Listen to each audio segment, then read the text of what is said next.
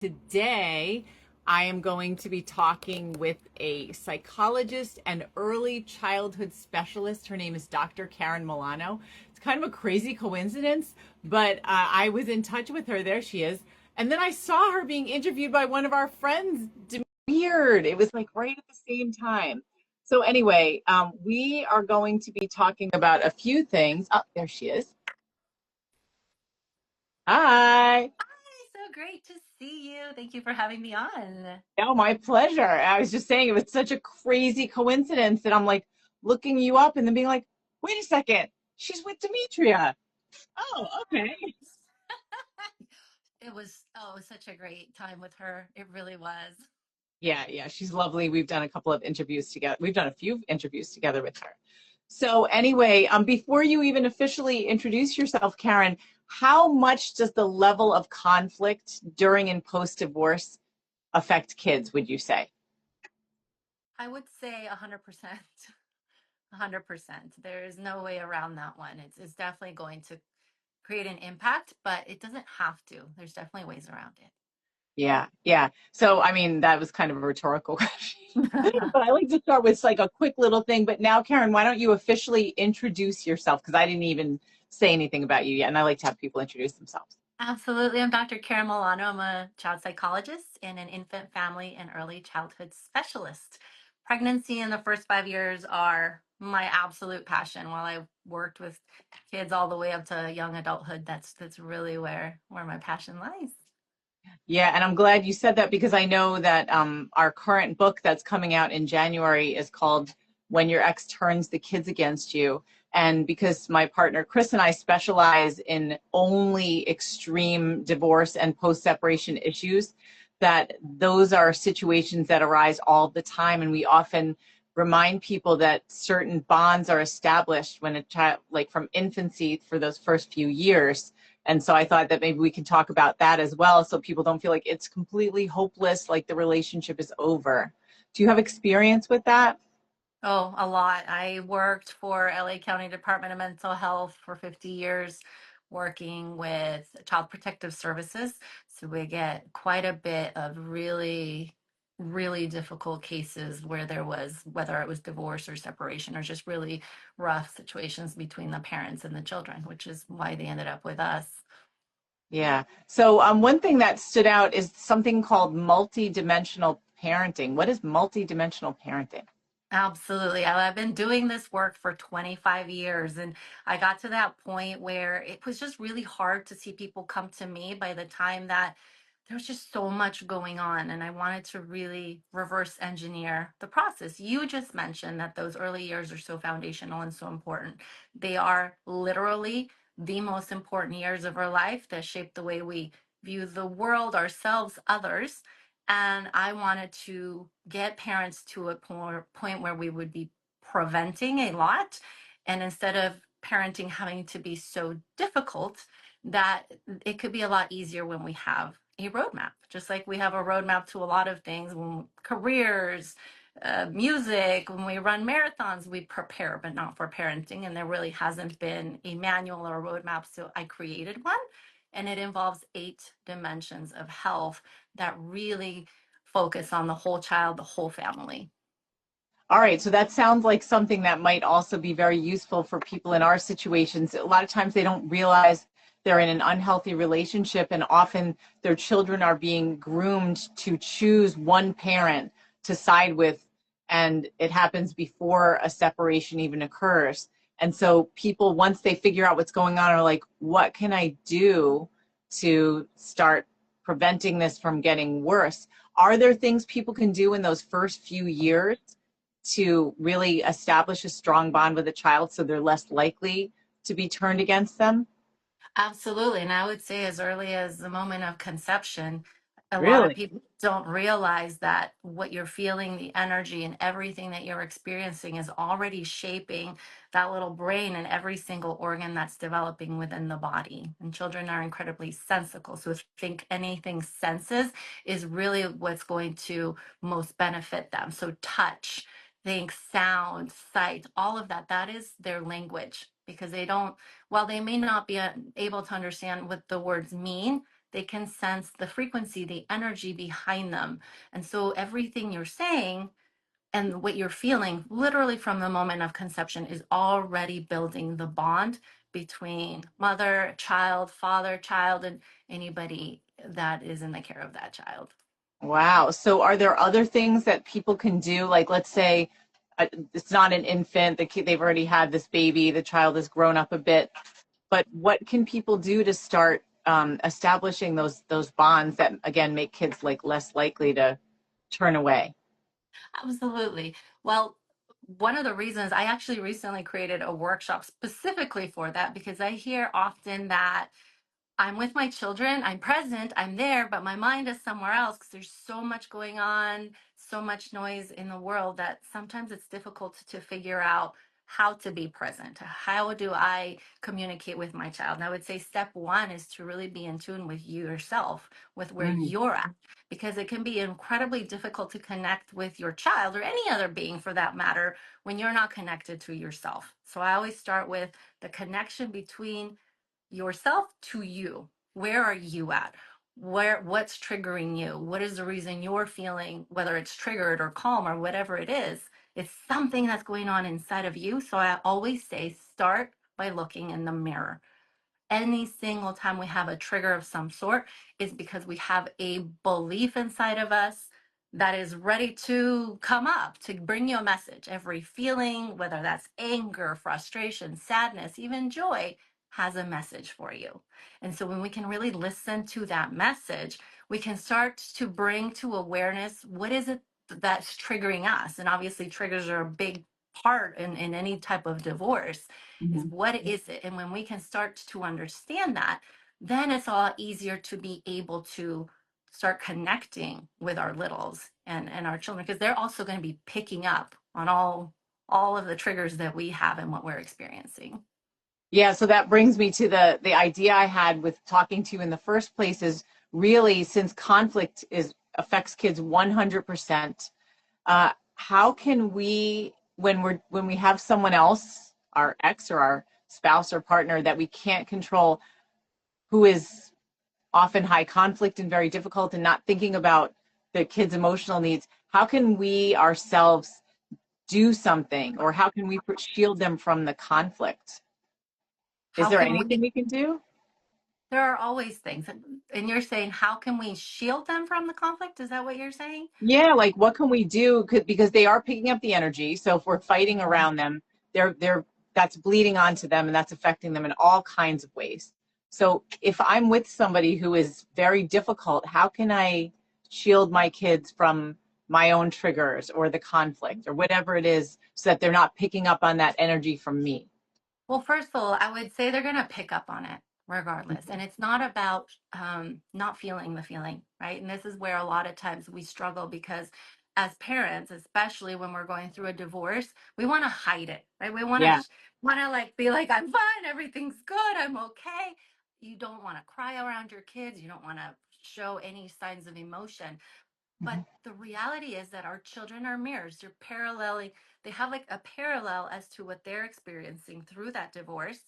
So they're also feeling things. And so when they see you all together, it's like, wait, am I not allowed to feel? Like, is there something wrong with me for Mm, feeling anger or feeling sad or feeling dissolution, whatever they're feeling?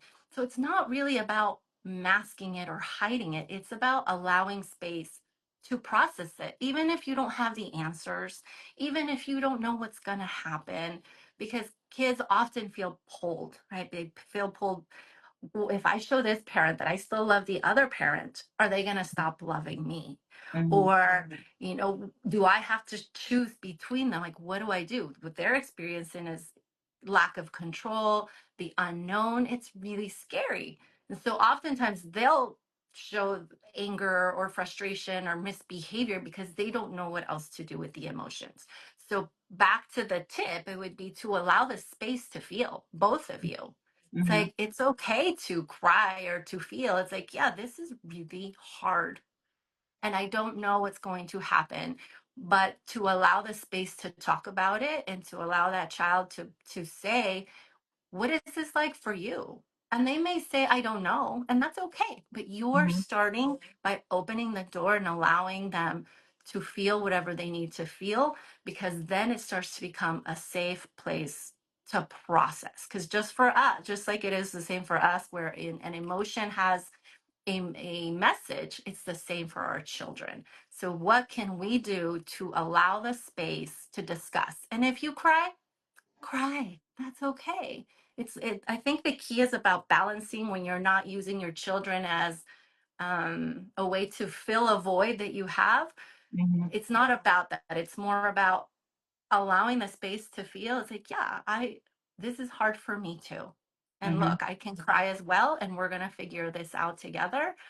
And that allows them to space to feel, because otherwise they start to really take these emotions and bottle them up, and that's where you start to see a lot of the explosions, or maybe they'll either explode or they'll retreat and they'll get really quiet and anxious. It's because a lot of these emotions are getting all bottled up within their body, and that ultimately starts turning into physical ailments even. And so movement, that's the second thing I would recommend, is moving the body, because emotions get stored in the body. So anything we can do in terms of getting outside, being in nature, going for a walk, especially when you're feeling those heated emotions with your children, by yourself as well, that's going to help bring you back to center. Yeah, I mean, I've heard the term bilateral movement and how it's doing things that use both sides of your body back and forth, and that's actually really good for helping with trauma. Absolutely right. Even if you take a song that's got a rhythm to it, and you sit with your child and you drum back and forth because you're doing that movement, or walking because you're stepping left, right, any form of dance, anything that has a pattern. Hmm. Even cooking has that, because you're doing a Really? lot of rhythmic movement. Yeah, if you even were to involve your kiddos in cooking, if you think about when you cook, you're stirring, you're chopping, there's a lot of rhythmic movement. It's actually what prepares the body to go into a state where it can receive its nutrients. And so even that comes in with a state of chaos. When you're eating in a state of chaos, your food doesn't get digested, it sits, and that's going to lead to more anger, more frustration, more depression. Then that's where that multidimensional approach comes in, because it's not just about what's here, it's the whole body approach. And the more we can support the body, the easier it's going to be to process through the difficulties that we do experience in a divorce. Yeah, that's so interesting about the cooking part. I've never heard that before, but it makes sense. Also, I want to go back a little bit to what you said about allowing your kids space to express their feelings. And then also you said, but not making the kids a void for your own emotions. Could you maybe give an example of an appropriate conversation and maybe an inappropriate conversation where crying is involved on your part? Absolutely. Let's say, I'll use myself as an example. I actually went through a divorce. My son was very little when I got divorced, and he would see me often sad, and they know. They're like, "Are you okay, mommy?" And even myself, I'm, "Oh, no, I'm fine," right? Because you're afraid to show that emotion, and Mhm. eventually, once I brought that to my awareness, it's like, "No, I'm not okay. I'm having a hard time." Because I understand it's really hard having to be for you to be in two separate homes. Or Mhm. I don't, it's really hard for me when you hear mommy and daddy cry. And I want you to know that, even though, I'm sorry, mommy and daddy fight, but I want you to know that even though we fight, that none of it is your fault. Sometimes Mhm. mommies and daddies fall out of love and they are trying to figure things out, but it has nothing to do with you. And then turn it as to, what is this like for you? How Mhm. does it feel like for you? And if they can't, sometimes they don't have the words, you can give them the words. I see that you're really sad sometimes when you have to go to mommy's house or daddy's house, or sometimes you get really angry, don't you? And just then you're having that conversation, versus where you're trying to fill your cup would be something like, um, you know, daddy is just so mean to me. I really wish he would call you more often. And Mhm. I really wish he would show up at the doorstep and come for his visits because he's not showing up. Or I really wish he did these things and come here and hug me because I'm really sad because of everything that's happening. And I want you to come over here, just hold me. And a lot Mhm. of times too, when kiddos will give you that those cues. They don't necessarily want to be that for you. That what am I thinking? Like a cane, and they'll pull away, but you still pull them closer, and to really be able to read their cues. That you're doing it to allow space for them to process. I guess the best way I can say it is to think: Are you doing this for them, or are you doing this for you? Hmm. Because if Though I you can imagine a stop lot of and people take would that. never say, I'm doing it for me, Correct. right? But if you take a step back, you'd be surprised if you take the step and actually ask yourself the question. Hmm. Because you have to, it's that awareness, right? If you ask yourself, hold on a minute, did I just sit and have this discussion with my little one because I'm feeling a void? Hmm. Or did I do this for him? You will very quickly get a response. You'll get a yes, you'll get a no, you'll get a vision, you'll get a feeling. And it's pretty crazy how quickly you will actually get an answer to your own question. But you have to ask the question. You have to have the awareness to ask it. Yeah, I Because, mean, and you a lot of really, times we don't mean to do it, right? And it's going to happen. right. And I think as you're saying that about asking the hard question, it's about accountability too Mhm. with ourselves is being, if we want to say that we are the healthy protective parent, then we have to be willing to look at ourselves and think, maybe not all the time am I perfect, maybe I didn't ever do everything right, but to even be aware of it, that's helpful because that means that you can change it and know why you're Absolutely. changing it. And the nice thing about that piece too is that it's just never going to be perfect. We're going to say things that we don't mean, that we want to reverse the time and the clock and wish we would have done it different. It's going to happen. I promise you 100% of the time.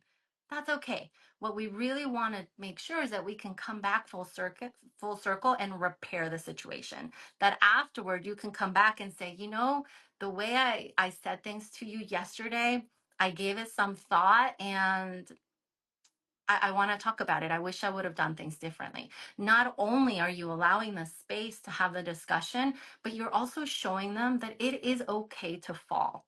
It is okay to have difficult moments. It is okay to make mistakes, and you can come back and do something about it. Because otherwise, the kiddos sit with that and then they internalize, I'm not good enough. I'm not lovable enough. I'm not worthy enough. And then we grow up and these patterns will play out in our relationships. Right. And again, you're role modeling accountability. You're teaching a kid that it's okay to say I'm sorry after a mistake because you as the grown up are able to do that. And Yes. often in the cases we deal with, the other parent is not able to apologize.